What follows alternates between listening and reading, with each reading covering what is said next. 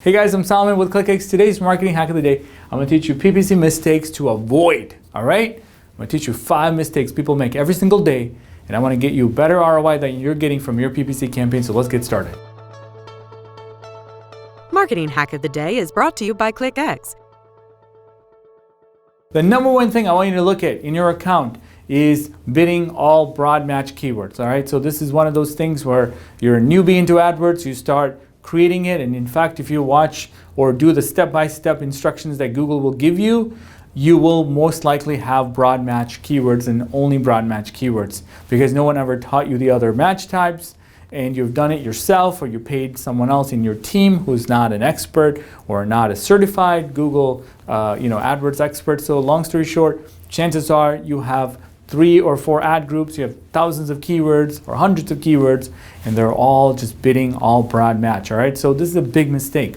There are 4 match types that are really common for everybody and anybody that's, everybody's that's running search ads. It's broad match is the one I talked about.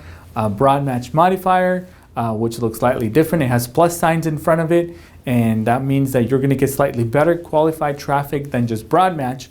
And phrase match is when you actually have a quotation mark and you have 2 or 3 words that you want to make sure it's in the search query before your ad would even be shown, right? And then there's exact match, which is the most conservative way of doing it. That means that if they don't have that match, if they don't have that keyword exactly the way you have it inside AdWords, your ads will not show. You won't waste any money. So if you are a conservative marketer, which you should be in some cases, if you're not looking at your AdWords campaign every single day, you should be very conservative. But if you are, you should definitely run your campaigns on exact match. That way you're not wasting money, but you're not going to get a lot of search volume either, just because people may not be searching exactly that way. All right.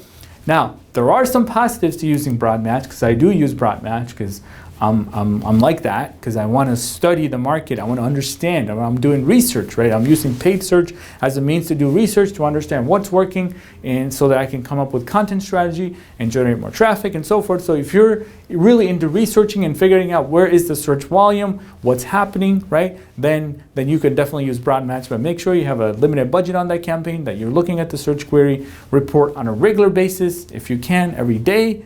Then you are okay to use it, because it will give you tons of insights that exact match or phrase match may not. All right, so here's another mistake a lot of companies or marketers accidentally make, maybe, or they do that on purpose.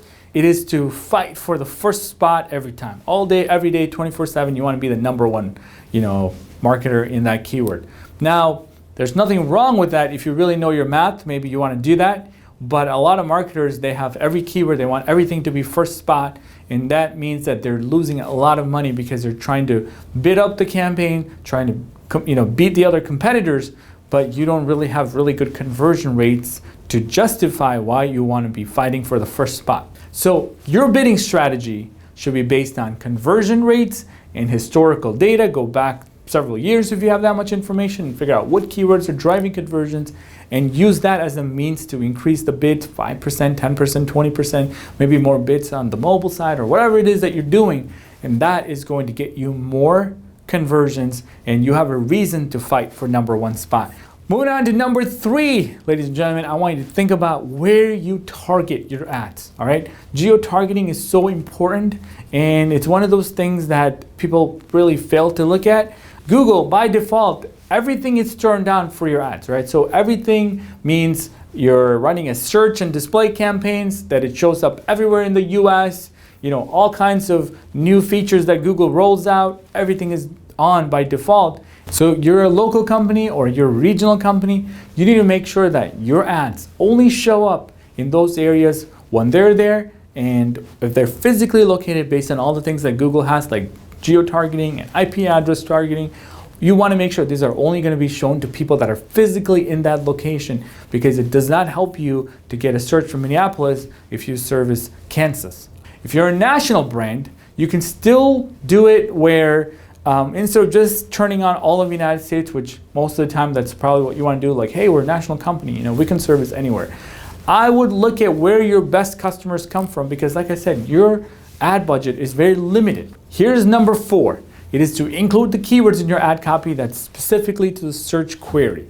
So you have to make sure that the ad copy and the ad is extremely in line with what the person is looking for, what their intent is, so it's not too broad, all right? The problem is a lot of marketers want to create one ad copy, they want to copy that across all the keywords because they're too lazy to come up with new ad copies. The fact of the matter is, the folks that are searching, the visitor, right, the person who's looking for this thing that you do, they don't care about your laziness. They're like, oh, that ad is not relevant, even though you're bidding it up and you're the first spot, it's not relevant. It's going to hurt you in the long run because your quality score is going to go down because people are not clicking on it. Then you're going to end up paying more money just because you couldn't put so much more time and effort into crafting the perfect ad copy, including the keywords in the headline, even in the description.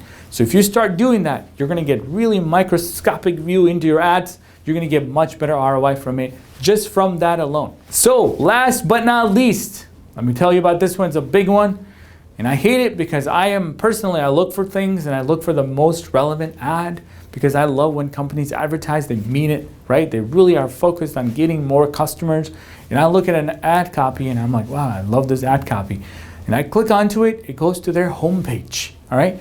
Not having a relevant landing page could affect your conversion rate.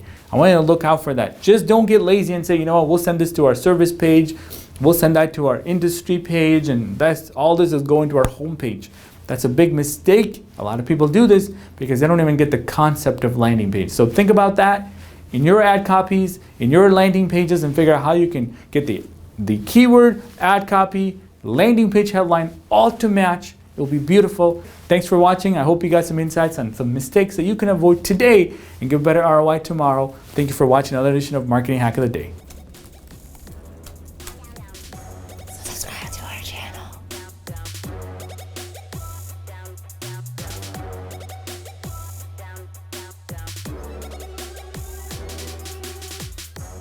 ClickX, helping businesses increase traffic, generate leads, and close deals.